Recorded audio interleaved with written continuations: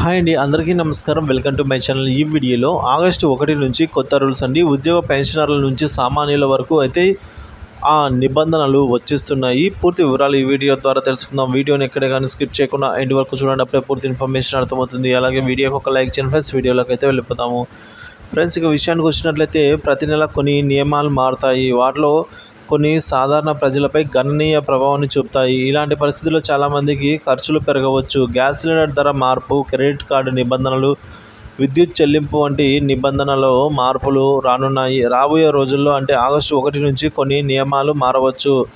August 1 నుంచి ఎలాంటి నిబంధనలు మారుతున్నాయో ఇప్పుడు వివరంగా తెలుసుకుందాము. మొదటిది ఎల్పిజి గ్యాస్ సిలిండర్ ధర. ఆగస్టు 1 నుంచి గ్యాస్ సిలిండర్ ధరలో మార్పు ఉండవచ్చు. వాస్తవానికి ప్రతి నెల ప్రారంభానికి ముందు ఎల్పిజి గ్యాస్ సిలిండర్ ధరను చమురు కంపెనీలు సవరిస్తాయి. ఆ తర్వాతే కొత్త రేటు నిర్ణయిస్తారు. 19 కిలోల కమర్షియల్ సిలిండర్ ధరను జూలై నెలలో తగ్గించారు. ఈసారి కూడా సిలిండర్ ధర తగ్గే అవకాశం ఉందని భావిస్తున్నారు. ఇక యుటిలిటీ లావాదేవీ నియమాలు.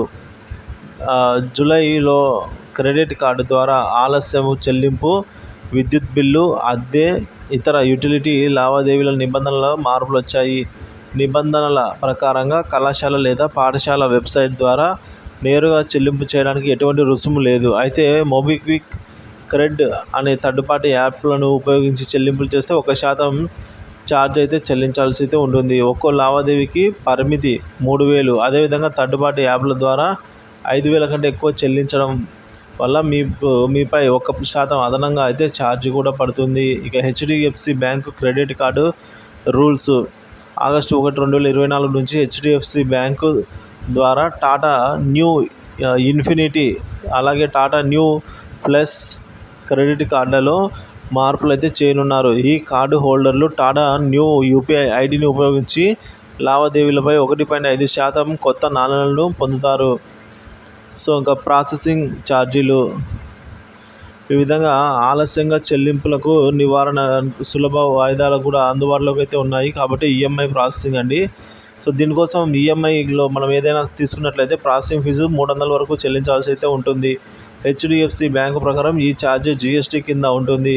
మీరు బ్యాంకు నుంచి కూడా థర్డ్ పేమెంట్ యాప్ ద్వారా చెల్లింపులు చేస్తే ప్రతి లావాదేవీపై 1% ఛార్జీని చెల్లించాలి. ఇంకా గూగుల్ మ్యాప్స్లో మార్పులు అండి. గూగుల్ మ్యాప్స్ చేసిన నిబంధనల్లో మార్పులు ఆగస్టు 1వ తేదీ నుంచి అమల్లోకి రానున్నాయి.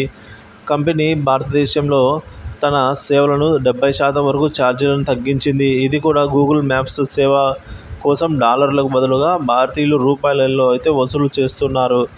సో కాబట్టి భారతీయ రూపాయలలో గూగుల్ మ్యాప్స్ అయితే వసూలు చేస్తోంది. ఈ నియమాన్ని మార్చడం సాధారణ వినియోగదారులకు హానికరం లేదా ప్రయోజనకరంగా ఉండదు. కాబట్టి ఈ విధంగా చేస్తూ ఉన్నారనైతే ఈ మార్పులు అయితే చోటు చేసుకోబోతున్నాయి ఆగస్టు 1 నుంచి కూడా.